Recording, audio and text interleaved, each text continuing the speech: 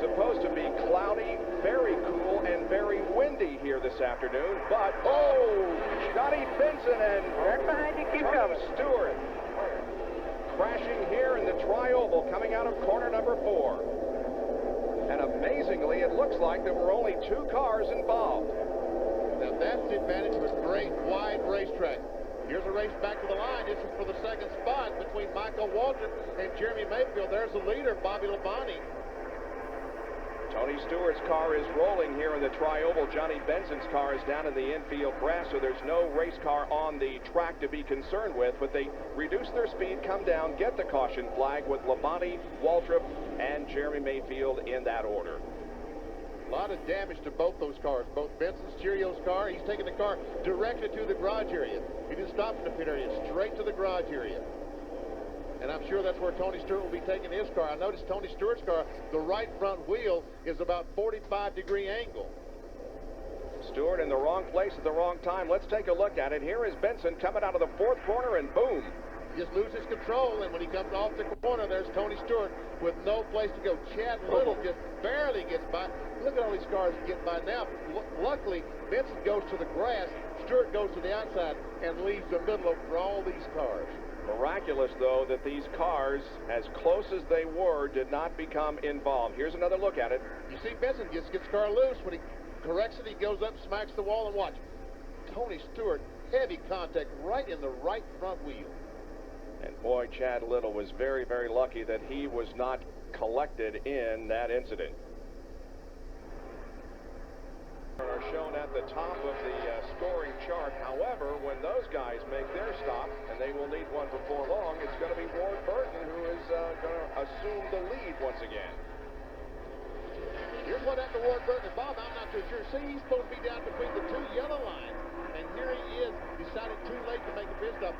I'm not too sure that he can make up time, because 45 miles per hour is as fast as you go there, and he did not have to stop, turn the car. He was going straight ahead when he stopped. He put in gear and went directly. The pace is Ricky Rudd. You can see smoke coming from the car, Benny. Yeah, sure can, and that's never good for a good sight out of a race car.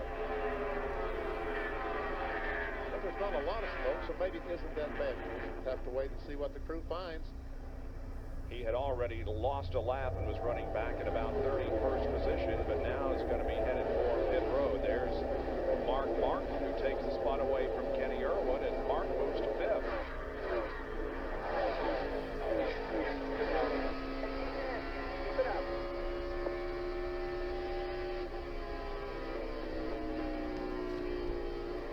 Moment ago we're talking about.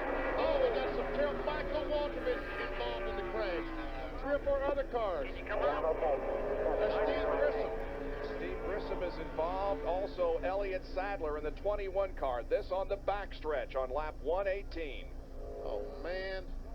Boy, the high hopes that Michael Waltrip had coming into this race after an outstanding qualifying performance. Now he does now. Now he does now. Here he comes. Here he comes. That's Terry Smith, the spotter. You got flat. Right rear, look at it good. Right rear, look at it good. Let's just get 4 tires, quick as we can. 4 tires, quick as we can. Down the Bill Weber. Yeah, I might get a pit road penalty. Well, Michael Waltrip, after the impressive 2 days here, including the great qualifying run, is forced to limp down pit road. They've got damage to the car. They're going to go ahead and put on the right side tires. The left front is flat. They're going to have to pull some sheet metal away. All in all, though, the car really doesn't look that bad. So Waltrip's going to try and get back out there. The left side is good. The right side has the damage. So they're watching the crew, the official checking the lug nuts. Meanwhile, we expect some full field of pit stops here. Now they urge Michael Waltrip to continue on down pit road. Backstretch. And Michael Waltrip, the 7 car, just loses control. He spins back across the racetrack, and look as he stands on the gas, and Steve Grissom comes along and pounds in the side of him, lift the whole car off the ground. Meanwhile, Elliott Sadler spins down by himself, and I don't know if Elliott hit anything or not. He was heading for the inside wall when we last saw him, but and some pretty good damage to Steve Grissom's car. A lot of... Well, I really haven't been as low as I am right now in a long time. Just, a lot of apologies to a lot of people at Sitco and Wood Brothers for not doing my job so far this year. Just turning up stuff, not supposed to do that, but maybe we'll get it turned around next week. Elliott Sadler out of it for now. The Wood brothers are continuing to work on the car, but man. Oh, we've got Irwin, we've got Kenny Wallace, and several others involved in the crash. Joe Nemechek in just about the same area of the racetrack as the previous one. Mike Skinner looks like he's involved. No, that's Derek Cope. You all right? Man, oh man. Good job on that right side. Just do right side. There's Okay, Cope. here's Pitt. He has some front-end damage on the State Fair Corn Dogs machine. Buckshot Jones involved. A lot of debris on the racetrack. Several cars involved in this incident. There goes Joe Nemechek pulling away. Still stopped out there. That appears to be Bill Elliott. Oh, a tough break for Bill, who was running so well. Yes, he was running about 10th, 11th spot. Folks, he's not stopped at the drive-through. He stopped at the grass back on the infield. Safety crew is right there. Bill. Okay, the window net is down on the car. That caution of the day. Kenny Wallace drives up on the outside of the 28 car. Now, the 28 car needs to go up the racetrack, but they make contact right there as he tries to come up the racetrack. And look at all these cars with no place to go. John Andretti, was he involved, or was he able to get through? With the smoke and the dust, it's so hard to tell. Well, it looked like he got through, but I don't know whether there was any damage on the car. Dale Jarrett did. There's the contact that sent Kenny Wallace to the outside wall and Irwin spinning to the inside.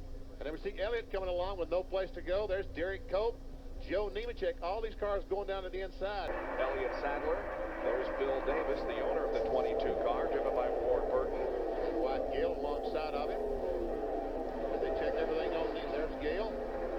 Probably watching this on TV on the dish, and they realize that unless something happens to Jeff, that Ward is not going to catch him in the next 3 laps. Ward Burton has been driving for Bill Davis for the 5th year now.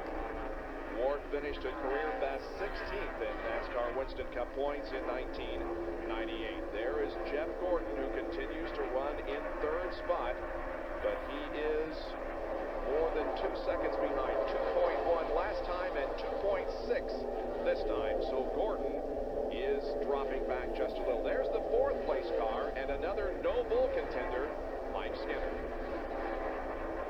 He's about 4.5 seconds behind the leader. There comes Bobby Labonte. He's 5.5 seconds behind the leader. He was the pole sitter, one of 22 drivers who broke the track record in qualifying. There's the 36 car Ernie Irvin, who's had a tremendous run here this afternoon. He is in 6th spot. And the white flag is showing as Jeff Burton maintains that advantage on Brother Ward.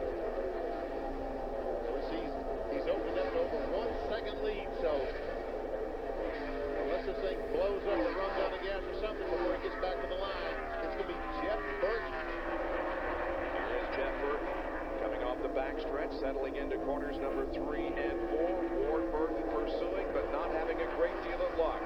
Here is Jeff Burton crossing the finish line and winning the Las Vegas 400 for 1999. It's his 6th NASCAR Winston Cup victory. And the crew celebrates. There is happiness all through the Exide pit. Let's go to Bill Weber. With crew chief Frank Stoddard. But we thought we let Jeff Burton down a little bit last 2 weeks ago, and today we had pretty good stops all day. We called a good race, buddy, and the motor department up in Livonia, can't thank them enough for a great motor. Gears, transmissions, everybody in Liberty, North Carolina, all 5 Roush teams that have come out here and tested in the past. I'm just proud of Jeff Burton. He's the man. He drove a heck of a race all day, and you know, I'm sure one time he thought we were going to have to come in and get gas, but you know, he really thought it was probably over. But he never said nothing on the radio, and in the end, he got the chance to show who the best car was today. Frank Stoddard and Jeff Burton heading to victory lane.